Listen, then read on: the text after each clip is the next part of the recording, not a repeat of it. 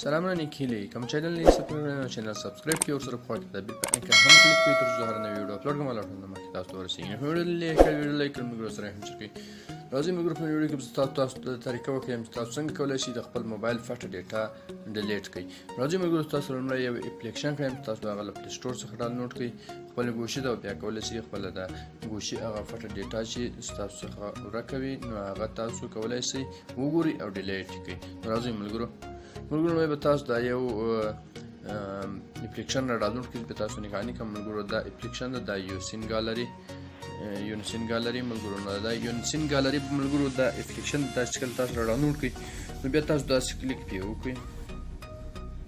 ولڅ ملګرو کلیک پی وکړو نو دلته بیا تاسو دا هغه درکې په کده یو ټک مار باندې وسو دا یو ټک مار به تاسو وګورئ صحیح ده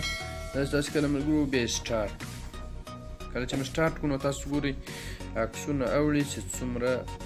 عکسونه او فټ ډیټا له ما څخه موبایل اخیسته نو تاسو ګورئ به تاسو مخکې ډیلیټ کړم او تاسو په دې طریقې کولای شئ خپل موبایل فټ ډیټا ختمه کړئ سم ده ملګرو د شمیر د ټول ماتره ملګرو ټول د عکسونه چې د ما په فټ ډیټا راوتلي 4300 او یا عکس دي ملګرو یا سر کې آل ده ملګرو د آل باندې به داسې کلیک کوئ ملګرو تاسو بیا داسې کولای شئ چې داسې یو دانه وکلیک کړئ بیا دا کونج کې دغه ځای ملګرو ووهئ دا سمه ده دا چې کله تاسو ووهو بیا به داسې ټول مارک شي نو کله چې ملګرو ټول مارک شي نو بیا به تاسو په دې ډیلیټ باندې کلیک کړئ او ډیلیټ به یې کړئ دلته به ټول ډیلیټ شي ملګرو ډیټا به ټوله ورته میس شي پټه ډیټا چې کومه د موبایل د ما پسې راوتلي نو هغه ختمه شوله دلته تاسو ګورئ ملګرو ډیلیټډ ټول تمام شولو نو اوس ملګرو د ما هغه پاکه شولو دوباره زه څه کوم ملګرو سټارټ دوباره ته ګورم ملګرو ته مې ټوله ته میس کړه دوباره ته به هیڅ شی